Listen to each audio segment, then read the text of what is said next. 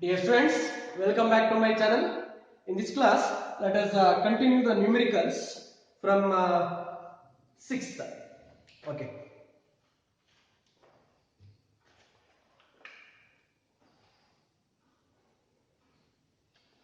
The question number 6 says, two insulated charged copper spheres A and B have their centers separated by a distance of 50 centimeter. What is the mutual force of repulsion if the charge on each is 6.5 into 10 power minus 7 coulomb? So they are giving one hint. Neglect the radii of the spheres. Okay, because the radii, the size of the spheres are small. Hence, we can't take the radius like that. Okay.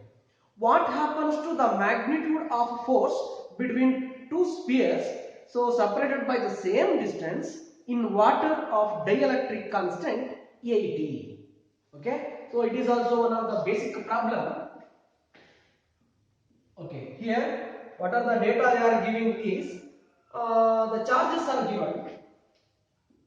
Q1 is equal to Q2 is equal to Q, which is equal to 6.5 into 10 power minus 7 coulomb. Okay, next. They are separated by distance of 50 centimeter. Therefore, R is equal to 50 centimeter. We can also take this as a 0.5 meter. Fine. Next, what is the mutual force of repulsion if the charge on each is? F is question mark. So this is some case A. For case B, again they are asking the F medium. Okay. So this is, you can take it as FA. Okay. So to find FM, they are giving one data. What is the data is? Dielectric constant of water is given as 80. Okay. How to solve this? Very basic problem. Actually, ಇದನ್ನ homework ಕೊಡಬೇಕಾಗಿತ್ತು. It's okay, no problem. See, FA, the formula for FA is 1 upon 4 pi epsilon naught Q1 Q2 upon R square. Okay. Next, 1 by 4 pi epsilon naught value is 9 into 10 power 9. Q1 Q2 they are given as 6.5 into 10 power minus 7. I can write it as whole square divided by smaller 50 centimeter, that is 0.5 whole square. Okay, so ನೀವು solve ಮಾಡ್ಕೊಳ್ಳಿ. I will tell you the final answer. How much you should get means FA is 1.521 into 10 power minus 2 Newton. This much you should get. Okay, so what I have done, I have simply considered the Coulomb's formula, that is F is equal to 1 by 4 pi epsilon naught Q1 Q2 upon R square. Okay, so the simplification, as you know well about it. So, and the final answer is 1.521 into 10 power minus 2 Newton.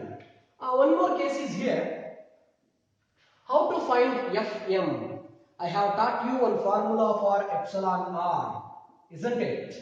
That is epsilon R, that is relative permittivity or dielectric constant of a substance, can be defined as, it is the force between two charges separated by certain distance in air to the force between same two charges separated by the same distance but in a medium other than air or a vacuum, like that. Okay, so epsilon R is equal to Fa divided by Fm, or simply Fm is equal to Fa divided by epsilon R. Epsilon R is given as 80. If you divide this equation divided by 80, how much you should get means Fm is equal to 1.9 into 10 power minus 4 Newton. ಇಷ್ಟು ಬರಬೇಕು. ಓಕೆನಾ? Next, question number 7. A free pith ball, small ball, charged ball, a free pith ball of 8 gram carries a positive charge of 5 into 10 power minus 8 coulomb. What must be the nature and magnitude of the charge that should be given to a second pith ball fixed 5 centimeter vertically below the former? And the first one now, former pith ball, so that the upper pith ball is stationary. Very beautiful problem. ಅರ್ಥ ಮಾಡ್ಕೊಳ್ಳಿ. ಇಲ್ಲಿ ಒಂದು pith ball ಇದೆ, ಅದಕ್ಕೆ positive charge ಅನ್ನ ಅವರು ಕೊಟ್ಟಿದ್ದಾರೆ. Okay, so according to the concept of gravitation ನಮಗೆ ಗೊತ್ತಿದೆ ಇದರ weight mg which is always towards down. Okay, ಈಗ ಇನ್ನೊಂದು ಪಿತ್ ಬಾಲ್ ಅನ್ನ ಅವರು ಫಿಕ್ಸ್ ಮಾಡ್ತಿದ್ದಾರೆ. ಇನ್ನೊಂದು ಪಿತ್ ಬಾಲ್ ಅನ್ನ ಇಲ್ಲಿ ಫಿಕ್ಸ್ ಮಾಡ್ತಿದ್ದಾರೆ. ಅದರ ಮೇಲೆ ಏನ್ ಚಾರ್ಜ್ ಇರಬೇಕು? What should be the charge? ಇದರ ಮೇಲೆ ಇರುವಂತ ಒಂದು ಚಾರ್ಜ್ ಅನ್ನ ಕೊಟ್ಟಿದ್ದಾರೆ. This charge is 5 into 10 power minus 8 coulomb. Okay, so first pith ball ಮೇಲೆ ಇರುವಂತಹ ಒಂದು ಚಾರ್ಜ್, ಇದನ್ನ ಬೇಕಾದ್ರೆ ನೀವು Q1 ಅಂತ ಕರೀಬಹುದು. ಇದು Q2. Q2 is question mark. ಇದರ ಮೇಲೆ ಎಷ್ಟು ಚಾರ್ಜಸ್ ಇದ್ದರೆ, ಎಂತ ಚಾರ್ಜ್ ಇದ್ದರೆ ಇದು ಮೇಲಿಂದ ಕೆಳಗಡೆ ಬೀಳೋದಿಲ್ಲ, ಹಾಗೆ ಸ್ಟೇಷನರಿ ಇರುತ್ತೆ, ಅಂದ್ರೆ ರೆಸ್ಟ್ ಅಲ್ಲಿ ಇರುತ್ತೆ ಅಂತ. Even small baby can also guess. ಈ ಪಾಸಿಟಿವ್ಲಿ ಚಾರ್ಜ್ ಬಾಲ್ ಕೆಳಗಡೆ ಬೀಳಬಾರ್ದು ಅಂದ್ರೆ ಇದು ಅದನ್ನೇನ್ ಮಾಡ್ಬೇಕು? ರಿಪೆಲ್ ಮಾಡ್ಬೇಕು. ಓಕೆ, ಇದು ಇದನ್ನ ರಿಪೆಲ್ ಮಾಡಬೇಕು ಅಂದ್ರೆ ಇದ್ರ ಮೇಲೆ ಎಂತ ಚಾರ್ಜ್ ಇರಬೇಕು? Yes, of course, that is positive charge ಇರಬೇಕು. ಇದ್ರ ಮೇಲೆ ಪಾಸಿಟಿವ್ ಚಾರ್ಜ್ ಅನ್ನ ನಾವು ಪ್ಲೇಸ್ ಮಾಡಿರಬೇಕು. ಓಕೆ, ಆ ಒಂದು ಪಾಸಿಟಿವ್ ಅನ್ನುವಂತ ಒಂದು ವರ್ಡ್ಗೆ 1 ಮಾರ್ಕ್ ಅನ್ನ ಕೊಡ್ತಾರೆ. ಓಕೆ, ಪ್ಲೀಸ್ ರಿಮೆಂಬರ್, ಇಲ್ಲಿ ಏನಪ್ಪ ಆಗುತ್ತೆ ಅಂತಂದ್ರೆ ವೆಯ್ಟ್ ಅನ್ನುವಂಥದ್ದು ಒಂದು ಫೋರ್ಸ್. ಈ ಫೋರ್ಸ್ ಅನ್ನ ಕೂಲಂಬ್ಸ್ ಫೋರ್ಸ್ ಆಫ್ ರಿಪಲ್ಷನ್ ಏನ್ ಮಾಡಬೇಕು? ಬ್ಯಾಲೆನ್ಸ್ ಮಾಡಬೇಕು. ಇದನ್ನ ಬೇಕಾದ್ರೆ F12 ಅಂತ ಕರೆಯೋಣ. ಸೊ ಇದು ಸಹ ಒಂದು ಫೋರ್ಸ್, ದಟ್ ಈಸ್ mg ಅಂದ್ರೆ ವೆಯ್ಟ್ ಅಂತ. ಓಕೆ, ಸೊ ಇದನ್ನ north pole of the bar magnet ಅನ್ಕೊಂಡ್ರೆ ಇದು ನಾರ್ತ್ ಆದ್ರೆ ಮಾತ್ರ ಆ ನಾರ್ತ್ ಕೆಳಗಡೆ ಬೀಳೋದಿಲ್ಲ, ಯಾಕಂದ್ರೆ ಇದು ಬೀಳಬೇಕು ಅಂತ ಟ್ರೈ ಮಾಡಿದಾಗೆಲ್ಲ ಇದು ಅಪೋಸ್ ಮಾಡ್ತಿರುತ್ತೆ ಅಂತ. Okay, so for the first ball to be at rest or to be stationary, the must and should condition is mg should be equal to F12. m mass ಕೊಟ್ಟಿದ್ದಾರೆ, ಇದ್ರದ್ದು ಎಷ್ಟು ಮಾಸು? 8 ಗ್ರಾಮ್, ಅಂದ್ರೆ 8 into 10 power minus 3 kg. Acceleration due to gravity ಅವರೇನು ಕೊಟ್ಟಿಲ್ಲ, ಹಾಗಾಗಿ ಬರೀ 9.8 ಅನ್ನ ತಗೊಳ್ಳೋಣ. 9.8 metre per second square. Okay, so mg value substitute ಮಾಡ್ತೀನಿ. 8 into 10 power minus 3 9.8. ಇದು ಗೊತ್ತಾಯಿದೆ ನಿಮಗೆ, 1/4πε0 Q1 Q2 divided by r square. ಈ r ಅನ್ನ ಕೊಟ್ಟಿದ್ದಾರೆ, ಎಷ್ಟು r ಕೊಟ್ಟಿದ್ದಾರೆ? 5 ಸೆಂಟಿಮೀಟರ್ ಅಂತ ಕೊಟ್ಟಿದ್ದಾರೆ. That is 5 into 10 power minus 2 metre. First ಸ್ಪಿಯರ್ಗೂ ಸೆಕೆಂಡ್ ಸ್ಪಿಯರ್ಗೂ ಮಧ್ಯೆ ಇರುವಂತಹ ಒಂದು distance. therefore 8 into 10 power minus 3 into 9.8 is equal to 9 into 10 power 9 Q1 Q2, that is 5 into 10 power minus 8 into Q2 divided by r square means 5 into 10 power minus 2 whole square. Okay, ಇಲ್ಲಿ ಎಲ್ಲ non values ಇದಾವೆ, Q2 ಮಾತ್ರ ಅನ್ನೋದು. ಇದನ್ನ ಮನೆಯಲ್ಲಿ solve ಮಾಡ್ಕೊಳ್ಳಿ. So finally how much you should get ಅಂದ್ರೆ Q2 should be equal to 4.36 into 10 power minus 7 coulomb. ಬೇಕಾದ್ರೆ ಇದಕ್ಕೆ ನೀವು ಇಲ್ಲಿ ಪಾಸಿಟಿವ್ ಚಾರ್ಜ್ ಅನ್ನ ಹಾಕಬಹುದು, ಪ್ಲಸ್ ಅಂತ, ಅಥವಾ ಸೆಂಟೆನ್ಸ್ ಫಾರ್ಮ್ ಅನ್ನು ಸಹ ಹೇಳ್ಬಹುದು. The nature of the second charge should be positive ಅಂತ. ಓಕೆ, ಸೊ ಅರ್ಥ ಮಾಡ್ಕೊಳ್ಳಿ. ಇನ್ನೊಂದು ಸಾರಿ ಬ್ರೀಫ್ ಆಗಿ ಹೇಳ್ತೀನಿ. ಇಲ್ಲಿ 2 ಸ್ಪಿಯರ್ ಗಳನ್ನ ಇಮ್ಯಾಜಿನ್ ಮಾಡ್ಕೊತಿದ್ದಾರೆ. ಇದು ಫಸ್ಟ್ ಸ್ಪಿಯರ್, ಇದು ಸೆಕೆಂಡ್ ಸ್ಪಿಯರ್. ಪಿತ್ ಬಾಲ್ಸ್ ಅಂತ ಕರೆದಿದ್ದಾರೆ ಅವುಗಳನ್ನ. ಫಸ್ಟ್ ಪಿತ್ ಬಾಲ್ ಮೇಲೆ ಪಾಸಿಟಿವ್ ಚಾರ್ಜ್ ಅನ್ನ ಇಟ್ಟಿದ್ದಾರೆ. ಸೆಕೆಂಡ್ ಪಿತ್ ಬಾಲ್ ಮೇಲೆ ಎಂತ ಒಂದು ಚಾರ್ಜ್ ಅನ್ನ ಪ್ಲೇಸ್ ಮಾಡಿದ್ರೆ ಮೇಲಿಂದ ಫಸ್ಟ್ ಪಿತ್ ಬಾಲ್ ಕೆಳಗಡೆ ಬೀಳೋದಿಲ್ಲ. ಆಕ್ಚುಲಿ ಅದು ಬೀಳ್ಬೇಕು, ಬಟ್ ಬೀಳ್ತಿಲ್ಲ ಅಂತಂದ್ರೆ ಈ ಫೋರ್ಸ್ ಆಫ್ ಗ್ರಾವಿಟಿಯನ್ನ ಈ coulombs force of repulsion balance ಮಾಡಬೇಕು. ಇದ್ರ ಮೇಲೆ ಏನಾದ್ರೂ ನೀವು ನೆಗೆಟಿವ್ ಚಾರ್ಜ್ ಕೊಟ್ಬಿಟ್ರೆ ಆ ಪಾಸಿಟಿವ್ ನ ಟಕ್ ಅಂತ ಹೇಳ್ಕೊಬಿಡುತ್ತೆ, ಗೊತ್ತಾಯ್ತಾ? ಹಾಗಾಗಿ ಇಲ್ಲಿ ಪಾಸಿಟಿವ್ ಇದ್ರೆ ಇದ್ರ ಮೇಲೂ ಸಹ ಪಾಸಿಟಿವ್ ಇರಬೇಕು, ಇದು ನೆಗೆಟಿವ್ ಆದ್ರೆ ಇದ್ರ ಮೇಲೂ ಸಹ ನೆಗೆಟಿವ್ ಇರಬೇಕು, ಗೊತ್ತಾಯ್ತಲ್ಲ? ಸೊ ಆ ಒಂದು ಕಾನ್ಸೆಪ್ಟ್ ಅನ್ನ ಯೂಸ್ ಮಾಡ್ಕೊಂಡಿದ್ದೀನಿ. For the first ball to be at rest, for the first ball to B stationary, the must and should condition is weight of the first picked ball should be balanced by the repulsive force exerted by the second picked ball, that is F12. F12 ಅಂದ್ರೆ force on the first picked ball by second picked ball ಅಂತ. Okay, so ಹೀಗೆ solve ಮಾಡುವಂಥದ್ದು. Okay, ಈಗೇನೆಲ್ಲ free ಆಗಿರ್ತೀರ ಮನೆಯಲ್ಲಿ, so ಇದನ್ನ ನೀವೇ solve ಮಾಡ್ಕೊಳ್ಳಿ. Don't think otherwise. Okay,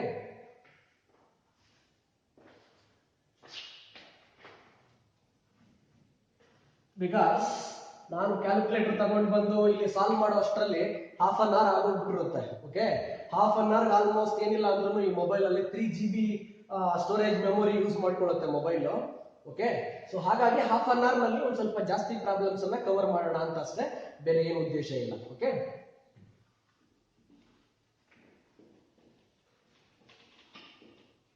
next let's move to question number 8. 3 point charges of 2 microcoulomb, -3 microcoulomb and -3 microcoulomb are kept at the vertices A, B and C respectively of an equilateral triangle of side 20 cm as shown in the figure. Okay, figure ಅವರೇ ಕೊಟ್ಬಿಟ್ಟಿದ್ದಾರೆ. What should be the sign and magnitude of the charge to be placed at the midpoint capital M of BC so that the charge at A remains in the equilibrium? ಇದೇ ತರ concept. ಇದು ನಿಮ್ಗೆ ಮಾಡಕ್ ಗೊತ್ತಾಯ್ತು ಅಂದ್ರೆ ಇದನ್ನ ಈಸಿಯಾಗಿ solve ಮಾಡಬಹುದು ನೀವೇನೆ. ಸಿ, ಇದನ್ನ ಒಂದು ಈಕ್ವಿಲಾಟರಲ್ ಟ್ರಯಾಂಗಲ್ ಅಂತ ಇಮ್ಯಾಜಿನ್ ಮಾಡ್ಕೊಂಡ್ರೆ ಇದಕ್ಕೊಂದು ಹೆಸರು ಕೊಟ್ಟಿದ್ದಾರೆ ಅವರು, ABC ಅಂತ. ಓಕೆ, ಎ ಹತ್ರ 2 ಮೈಕ್ರೋಕೂಲಮ್ ಚಾರ್ಜ್ ಅನ್ನ ಪ್ಲೇಸ್ ಮಾಡಿದ್ದಾರೆ, ಬಿ ಹತ್ರ -3 ಮೈಕ್ರೋಕೂಲಮ್ ಅನ್ನುವಂತ ಚಾರ್ಜ್, ಸಿ ಹತ್ರನು -3 ಮೈಕ್ರೋಕೂಲಮ್ ಅನ್ನುವಂತ ಒಂದು ಚಾರ್ಜ್ ಅನ್ನು ಅವರು ಪ್ಲೇಸ್ ಮಾಡಿದ್ದಾರೆ. ಓಕೆ, ಈಗ what should be the sign and magnitude of the charge to be placed at midpoint M of BC? ನೋಡ್ರಿ, BC ಯ ಮಿಡ್ ಪಾಯಿಂಟ್ ಅನ್ನ ಕ್ಯಾಪಿಟಲ್ M ಅಂತ ಕರೆದಿದ್ದಾರೆ ಅವರು. ಇಲ್ಲಿ ಯಾವ ಒಂದು ಚಾರ್ಜ್ ಅನ್ನ ಪ್ಲೇಸ್ ಮಾಡಿದ್ರೆ ಎ ಹತ್ರ ಇರುವಂತಹ ಚಾರ್ಜ್ ರೆಸ್ಟ್ ಅಲ್ಲಿ ಇರುತ್ತೆ ಅಂತ. ಸೇಮ್ ಅದೇ ಕಾನ್ಸೆಪ್ಟ್, ಇದು ಪಾಸಿಟಿವ್ ಅಲ್ವಾ, ಹಾಗಾಗಿ ಇಲ್ಲೂ ಪಾಸಿಟಿವ್ ಚಾರ್ಜ್ ಅನ್ನ ಇಡಲೇಬೇಕು. ಫಸ್ಟ್ ಟೈಮ್ ಗೊತ್ತಾಗ್ಬಿಡುತ್ತೆ ಆನ್ಸರ್ ನಿಮಗೆ, ಬಟ್ ಅದನ್ನ 5 ಮಾರ್ಕ್ ಕೇಳಿದಾಗ ಇನ್ ಡೀಟೈಲ್ ಡಿಸ್ಕಸ್ ಮಾಡ್ಬೇಕಾಗ್ತದೆ. ಓಕೆ, ಸರಿ, ಇಲ್ಲಿ ಈ ಲೆಂತ್ ಗಳನ್ನ ಕೊಟ್ಟಿದ್ದಾರೆ 20 ಸೆಂಟಿಮೀಟರ್ ಅಂತ. ಇದು 20 ಸೆಂಟಿಮೀಟರ್, ಇದು ಸಹ 20 ಸೆಂಟಿಮೀಟರ್. ಇಲ್ಲಿ ನೋಡಿ, ತುಂಬಾ ಸಿಂಪಲ್ ಆಗಿ ಸಾಲ್ವ್ ಮಾಡಬಹುದು ನಾವಿಲ್ಲಿ. ಈ -3 ಈ +2 ನ ಏನ್ ಮಾಡುತ್ತೆ, ಫಸ್ಟ್ ಅಟ್ರಾಕ್ಟ್ ಮಾಡುತ್ತೆ ತನ್ನ ಕಡೆಗೆ. ದೇರ್ಫೋರ್ ಆ ಫೋರ್ಸ್ ಅನ್ನ ನಾನು FAB ಅಂತ ಕರಿತೀನಿ. That is force on A by B ಅಂತ. ಮ್ಯಾಗ್ನಿಟ್ಯೂಡ್ ನ ಆಮೇಲೆ ಫೈಂಡ್ ಔಟ್ ಮಾಡ್ಕೊಳ್ಳೋಣ. ನೆಕ್ಸ್ಟ್ ಸಿ ಏನ್ ಮಾಡುತ್ತೆ ಸೈಮಲ್ಟೇನಿಯಸ್ ಆಗಿ, ಇದು -3 ಅದು +2 ಆಗಿರೋದ್ರಿಂದ ಇದು ಸಹ ತನ್ನ ಕಡೆಗೆ ಅಟ್ರಾಕ್ಟ್ ಮಾಡ್ಕೊಳ್ಳುತ್ತೆ. This is FAC. ಇಲ್ಲಿ ನೋಡಿದ ತಕ್ಷಣ ಗೊತ್ತಾಗುತ್ತೆ ನಮಗೆ ಎರಡು ಮ್ಯಾಗ್ನಿಟ್ಯೂಡ್ಸ್ ಡಿಸ್ಟೆನ್ಸ್ ಸೇಮ್ ಇದೆ ಅಂತಂದ್ರೆ FAB is equal to FAC. ನೀವು ಬೇಕಾದ್ರೆ ಈ FAB ಅನ್ನ ಬರೀ F ಅನ್ಕೋಬಹುದು, FAC ಅನ್ನು ಸಹ ಬರೀ F ಅಂತ ಅನ್ಕೋಬಹುದು. Okay, what is the angle between these two equal vectors? 60 degree ಇದೆ. ಓಕೆ, ನಿಮಗೆ ಗೊತ್ತಿರಬೇಕು vectors concept. whenever the angle between two equal vectors is 60 degree, then the resultant of those two vectors is √3 times any one of the vector. ಗೊತ್ತಲ್ವಾ ಹೇಗೆ ಅಂತಂದ್ರೆ, go to that formula. R is equal to √of t square plus q square plus 2 PQ cos 60 degree. ಇಲ್ಲಿ Q is equal to P ಆಗಿರೋದ್ರಿಂದ ನಾನು Q place ನಲ್ಲಿ P ಅನ್ನ ಬರ್ತಿದ್ದೀನಿ. Okay, so angle between these two equal vectors 60 degree ಆಗಿರೋದ್ರಿಂದ it becomes P square plus P square plus P 2P square cos 60. Cos 60 is 1 by 2. 2 cancel, root of 3P square. So ಈ square root cancel ಆಗುತ್ತೆ P ಗೆ, answer root 3 times P. ಕರೆಕ್ಟಾ? ಹಾಗೆ ಈ ಎರಡರ resultant ಏನಪ್ಪಾ ಆಗುತ್ತೆ ಅಂದ್ರೆ ರೂಟ್ 3 times F ಆಗುತ್ತೆ. ಓಕೆ, ಈ ರೂಟ್ 3 times F ಅನ್ನ ಓಕೆ ಅಪೋಸ್ ಮಾಡಬೇಕು. ಹಾಗಾಗಿ ಇವೆರಡೂ ನೆಗೆಟಿವ್ ಚಾರ್ಜ್, ಇದು ಪಾಸಿಟಿವ್ ಚಾರ್ಜ್ ಆಗಿರೋದ್ರಿಂದ ಇಲ್ಲಿ ನಾವು ಒಂದು ಪಾಸಿಟಿವ್ ಚಾರ್ಜ್ ಅನ್ನ ಪ್ಲೇಸ್ ಮಾಡಲೇಬೇಕು. ಆ ಪಾಸಿಟಿವ್ ಚಾರ್ಜ್ ಸಮ್ FAM ಅನ್ನುವಂತ ಒಂದು ಫೋರ್ಸ್ ಅನ್ನ ಎಕ್ಸರ್ಟ್ ಮಾಡಬೇಕು. Okay, for the charge at A to B stationary, root 3 times F should be equal to FAM. Okay okay, ಈಗ ಒಂದೊಂದೇ ಸಾಲ್ವ್ ಮಾಡ್ತಾ ಹೋಗೋಣ. What is how to find this value of AM? AM value ಅನ್ನ find out ಆಮೇಲೆ discuss ಮಾಡೋಣ ಅದನ್ನ. ಈಗ FAB is equal to FAC, which is equal to 1 by 4 pi epsilon naught 3 into 10 power minus 6 2 into 10 power minus 6 divided by distance square 20 into 10 power minus 2 whole square. ಇದನ್ನ solve ಮಾಡಬೇಕು.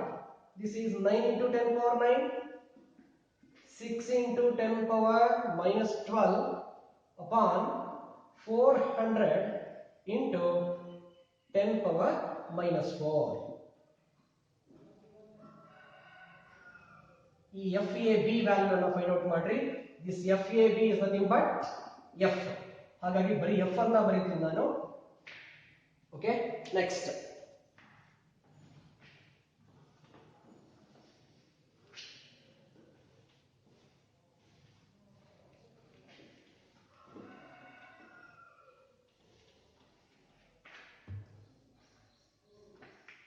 ಇನ್ನೊಂದು FAM. How to find FAM ಅಂದ್ರೆ FAM is equal to 1 by 4 pi epsilon naught QM divided by AM whole square. Okay, how to find that AM ಅಂತಂದ್ರೆ from triangle ABM, from triangle ABM ಇದು 60 degree ಅಲ್ವಾ? ಇಲ್ಲಿಂದ ಇಲ್ಲಿವರೆಗೂ 20 centimetre ಆದ್ರೆ ಇದೆಷ್ಟಿದು? ಅದು ಬರೀ 10 centimetre. We want that opposite side. ಕರೆಕ್ಟಾ?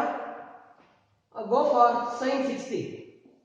sin 60 is equal to opposite by hypotenuse AM divided by AB. sin 60 degree is nothing but root 3 by 2.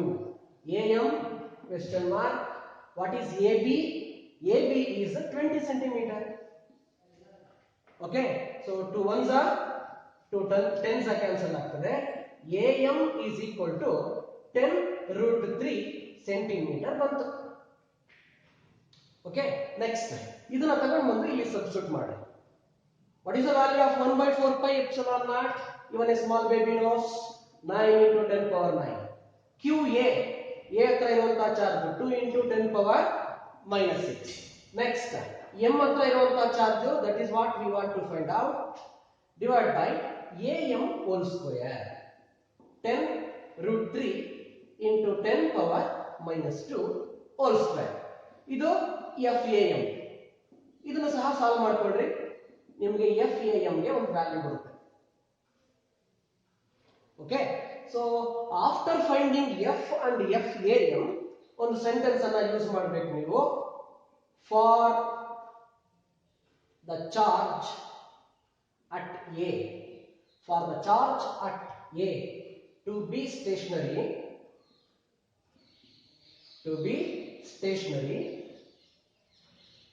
root 3 times F should be equal to FAM. am. Okay, so F ಅನ್ನುವಂಥದ್ದು ಒಂದು exact ಒಂದು number ಬಂದಿದೆ. F A M ನಲ್ಲಿ Q M ಅನ್ನುವಂಥ ಒಂದು unknown thing ಇದೆ. ಇದನ್ನ ಹಾಕೊಂಡು ಸಾಲ್ವ್ ಮಾಡಿ ನೀವೇನೆ. ಸೊ ಫೈನಲ್ ಆನ್ಸರ್ ನಿಮಗೆ Q M is equal to ಎಷ್ಟಪ್ಪ ಬರ್ಬೇಕಂದ್ರೆ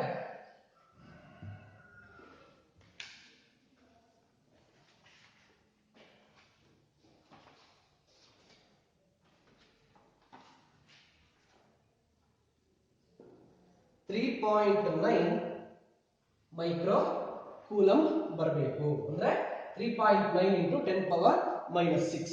ಹಾಗೆ ಇವುಗಳದ್ದು ಸಹ ಆನ್ಸರ್ ಅನ್ನ ಕೊಡ್ತೀನಿ.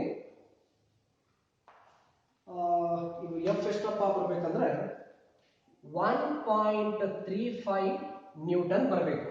ಇಲ್ಲಿ ನೀವು ಡೈರೆಕ್ಷನ್ಸ್ ಅನ್ನ ಡಯಾಗ್ರಾಮ್ ಅಲ್ಲೇ ಒಂದ್ಸಲ ನೀಟಾಗಿ ಬರೆದು ತೋರಿಸಿದ್ರೆ ಮತ್ತೆ ಇಲ್ಲಿ ಹೇಳುವಂತ ಅವಶ್ಯಕತೆ ಇರಲ್ಲ. ಓಕೆ,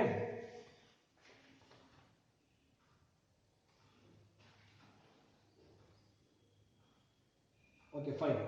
ಸೊ ಹಾಕೊಂಡು ಸಾಲ್ವ್ ಮಾಡ್ರಿ. 3.9 ಮೈಕ್ರೋ ಕೂಲಂ ಬರುತ್ತೆ. ಇದನ್ನ ನಾನು ಸಾಲ್ವ್ ಮಾಡಿಲ್ಲ, ನಿಮಗೆ ಡೈರೆಕ್ಟ್ ಆಗಿ ವ್ಯಾಲ್ಯೂಸ್ ಬರ್ಕೊಂಡು ಬಂದಿದ್ದೀನಿ. That is F 1.35, Q M ಇಷ್ಟು ಬರಬೇಕು. ಓಕೆ, ಇದನ್ನ ನೀವೇ ಮಾಡ್ಕೊಳ್ಳಿ. Let's move to the next question. ಅರ್ಥ ಆಯ್ತಲ್ವಾ ಇದು ಹೇಗೆ ಅಂತ ಅಂದ್ಬಿಟ್ಟು ಇನ್ನೊಂದ್ಸಲ ಹೇಳ್ತೀನಿ ಬೇಕಾದ್ರೆ. ಸಿ, ಒಂದು ಈಕ್ವಿಲಾಟರಲ್ ಟ್ರಯಾಂಗಲ್ ಅನ್ನ ಕೊಟ್ಟಿದ್ದಾರೆ. ಎ ಬಿ ಸಿ ಅನ್ನುವಂತ ವರ್ಟಿಸಿಸ್ ಹತ್ರ 3 ಚಾರ್ಜಸ್ ಅನ್ನ ಪ್ಲೇಸ್ ಮಾಡಿದ್ದಾರೆ. 2 ಮೈಕ್ರೋ ಕೂಲಂ, -3 ಮೈಕ್ರೋ ಕೂಲಂ, -3 ಮೈಕ್ರೋ ಕೂಲಂ ಅಂತ. ಓಕೆ, ಈ ಎ ಹತ್ರ ಇರುವಂತಹ ಒಂದು ಚಾರ್ಜ್ ರೆಸ್ಟ್ ಅಲ್ಲಿ ಇರಬೇಕು ಅಂದ್ರೆ ಈಕ್ವಲಿಬ್ರಿಯಂ ಅಲ್ಲಿ ಇರಬೇಕು ಅಂದ್ರೆ ಎಂ ಹತ್ರ ಏನು ಚಾರ್ಜ್ ಅನ್ನ ನಾವು ಪ್ಲೇಸ್ ಮಾಡಬೇಕು. ನೋಡಿದ ತಕ್ಷಣ ಗೊತ್ತಾಗುತ್ತೆ. ಆಕ್ಚುಲಿ ಆನ್ಸರ್ ಅಲ್ಲಿ ಆಗಲಿ ಇಲ್ಲಿ ಮತ್ತೆ ನಾನು ಇಲ್ಲಿ ಪ್ಲಸ್ ಅಂತ ಹೇಳ್ಬಿಟ್ಟೆ.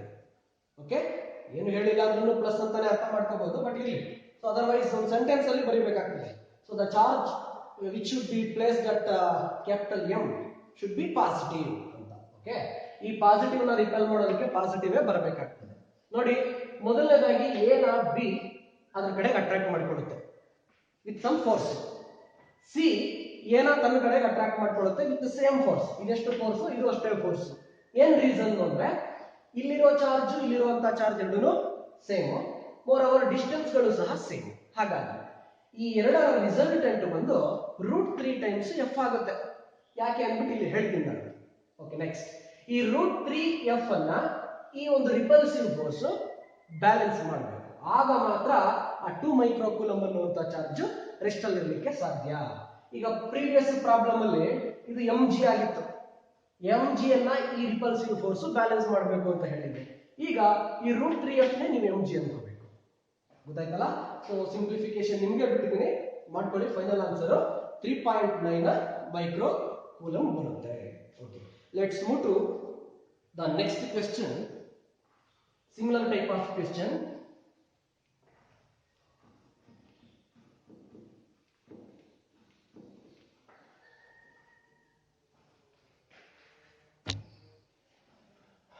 Three charges 10 microcoulomb, 5 microcoulomb and -5 microcoulomb are placed in air at the 3 corners A, B and C of an equilateral triangle of side 0.1 meter. Find the resultant force experienced by the charge placed at the corner A. ನೋಡಿ, ಒಂದು ಈಕ್ವಿಲಾಟರಲ್ triangle. ಇಲ್ಲಿ 10 micro ಕೂಲಂ, ಇಲ್ಲಿ 5 micro ಕೂಲಂ, ಇಲ್ಲಿ -5 micro ಕೂಲಂ 3 vertices ಅಲ್ಲಿ place ಮಾಡಿದ್ದಾರೆ. Side length ಕೊಟ್ಟಿದ್ದಾರೆ 0.1 metre ಅಂತ.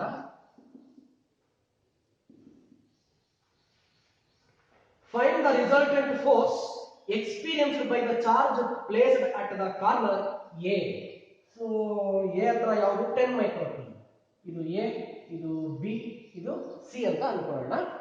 A ಹತ್ರ ಇರುವಂತಹ 10 ಮೈಕ್ರೋ ಕೂಲಂ ಚಾರ್ಜ್ ಮೇಲೆ ಎಷ್ಟು ರಿಸಲ್ಟೆಂಟ್ ಫೋರ್ಸ್ ಆಕ್ಟ್ ಆಗುತ್ತೆ, ಓಕೆ, ಅನ್ನೋದನ್ನ ನಾವು ಫೈಂಡ್ ಔಟ್ ಮಾಡಬೇಕಾಗಿದೆ. ಸೇಮ್ ಈ ಪ್ರಾಬ್ಲಮ್ ಮಾಡಬೇಕಾದ್ರೆ ಇಲ್ಲಿ ಎಷ್ಟು ಫೋರ್ಸ್ ಗಳು ಆಕ್ಟ್ ಆಗುತ್ತೆ ಹೇಳಿ ನೋಡೋಣ. A ಅನ್ನುವಂತ ಒಂದು ಚಾರ್ಜ್ ಮೇಲೆ ನೋಡಿ, ಈ ಬಿ ಈ 10 ನ ಏನ್ ಮಾಡುತ್ತೆ ಐ ಮೀನ್ ಈ 5 ಈ 10 ಅನ್ನ ರಿಪೆಲ್ ಮಾಡುತ್ತೆ ಬಿಕಾಸ್ ಇದು ಪಾಸಿಟಿವ್ ಅದು ಪಾಸಿಟಿವ್. ಇದಕ್ಕೊಂದು ಡೈರೆಕ್ಷನ್ ಬರೆಯೋದಾದ್ರೆ ಹೀಗೆ ಬರೀಬಹುದು, this is F A B, force on A by B. ಅದೇ ತರ ಇದು ನೆಗೆಟಿವ್ ಚಾರ್ಜ್, ಇದು ಪಾಸಿಟಿವ್ ಚಾರ್ಜ್. ಇದು ಏನ್ ಮಾಡುತ್ತೆ, ಅದನ್ನ ತನ್ನ ಕಡೆಗೆ ಅಟ್ರಾಕ್ಟ್ ಮಾಡ್ಕೊಳ್ಳುತ್ತೆ. This is F A C. Okay, ಇದು 60 ಡಿಗ್ರಿ. ಹಾಗಾಗಿ what is this angle? That angle is 120 degree. Here magnitude of FAB is equal to magnitude of FAC ಅಲ್ವಾ?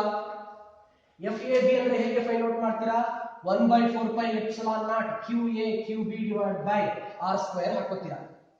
ಅದೇ ತರ FAB FAC ಗೂ ಸಹ ಹಾಕೊಂಡ್ರೆ ಇಲ್ಲಿ 5 ಇದ್ರೆ ಇಲ್ಲೂ 5 ಇದೆ, ಇಲ್ಲಿ 10 ಇದೆ, ಸೊ ಡಿಸ್ಟೆನ್ಸ್ ಸಹ ಸೇಮ್ ಇದೆ. ಹಾಗಾಗಿ FAB ಮ್ಯಾಗ್ನಿಟ್ಯೂಡ್ FAC ಮ್ಯಾಗ್ನಿಟ್ಯೂಡ್ ಎರಡೂ ಈಕ್ವಲ್. ಎರಡು ಈಕ್ವಲ್ ವೆಕ್ಟರ್ಸ್ ಮಧ್ಯೆ ಆಂಗಲ್ 120 ಡಿಗ್ರಿ ಬಂದ್ರೆ ವಾಟ್ ಈಸ್ ದೇರ್ ರಿಸಲ್ಟೆಂಟ್? ಅವುಗಳ resultant any one of the vector. ಕರೆಕ್ಟಾ? ಹೇಗೆ ಅಂತಂದ್ರೆ ಆಗಲೇ ಹೇಳ್ಕೊಟ್ನಲ್ಲ formula, R is equal to root of p square plus q square plus 2pq cos theta. ಅಲ್ಲಿ cos 120 degree ಹಾಕೊಂಡ್ರೆ -1/2 ಬರ್ತದೆ. ಆಕ್ಚುಲಿ ಇಲ್ಲಿ p square plus p square plus 2p square ಅಂತ ಬರೆದಾಗ ಎಲ್ಲ ಕ್ಯಾನ್ಸಲ್ ಆಗ್ಬಿಟ್ಟು ನಿಮಗೆ ರೂಟ್ ಆಫ್ p square ಅಥವಾ ರೂಟ್ ಆಫ್ q square ಬರುತ್ತೆ. ಸೊ ಆನ್ಸರ್ p ಅಥವಾ q ಬರುತ್ತೆ. ಹಾಗೆ ಈ ಎರಡರ resultant f resultant is equal to either FAB or FAC ಬರುತ್ತೆ. ಗೊತ್ತಾಯ್ತಾ? ಸೊ ಇದನ್ನ ನಾನು ಸಾಲ್ವ್ ಮಾಡೋದಕ್ಕೆ ಹೋಗೋದಿಲ್ಲ, ಒಂದು ಹಿಂಟ್ ಅನ್ನ ಕೊಟ್ಟಿದ್ದೀನಿ ನಿಮಗೆ, ನೀವೇ ಸಾಲ್ವ್ ಮಾಡ್ಕೊಳ್ಳಿ. ಓಕೆ, ಫೈನಲ್ ಆನ್ಸರ್ ಅನ್ನ ಮಾತ್ರ ಕೊಡ್ತೀನಿ. ಫೈನಲ್ ಆನ್ಸರ್ ನಿಮಗೆ 45 ನ್ಯೂಟನ್ ಬರಬೇಕು. This is FR. FR ಇಷ್ಟೇ, ಇದು 45 ನ್ಯೂಟನ್, ಇದು ಸಹ 45 ನ್ಯೂಟನ್. ಗೊತ್ತಾಯ್ತಾ? ಸಿಂಪಲ್ ಆಗಿ ಹಾಗೆ ನೆನಪು ಮಾಡ್ಕೊಳ್ಳಿ. ಐ ಮೀನ್ ಹಾಗೆ ನೆನಪಲ್ಲಿ ಇಟ್ಕೊಂಡಿರಿ. ಫಾರ್ಮುಲಾ ಬಂದು ಫೋರ್ಸ್ಗೆ 1/4πε0, ಅದು 9 × 10⁹ ಬರುತ್ತೆ, ಇಂಟು 5 × 10 ಡಿವೈಡ್ ಬೈ ಸಮ್ 0.1 ಅಂದ್ರೆ 9 5 ಎರಡೇ ಮಲ್ಟಿಪ್ಲೈ ಆಗೋದು, 9 5 45. ಸೊ ಹಾಗೆ 45 ಫೈನಲ್ ಆನ್ಸರ್ ಸಹ 45 ನ್ಯೂಟನ್. ಬಟ್ ಒಂದು ವಿಷಯ ಗೊತ್ತಿರಲಿ ನಿಮಗೆ, ಪರ್ಟಿಕ್ಯುಲರ್ಲಿ ಇಂಥ ಪ್ರಾಬ್ಲಮ್ಗೆ ಇಲ್ಲ ಡಯಾಗ್ರಾಮ್ ಅಲ್ಲಿ ತೋರಿಸಿರ್ಬೇಕು, ಇಲ್ಲ ಅಂದ್ರೆ ಬಾಯ್ಬಿಟ್ಟು ಹೇಳಬೇಕು, the direction of the resultant force is parallel to BC. Parallel to BC. Okay, so ಹಾಗೆ ಸೊ ನೆಕ್ಸ್ಟ್ ಕ್ಲಾಸ್ನಲ್ಲಿ ಕೆಲವೊಂದು ಕ್ವೆಶ್ಚನ್ಸ್ ಅನ್ನ ಕಂಟಿನ್ಯೂ ಮಾಡೋಣ. Okay, thank you for watching.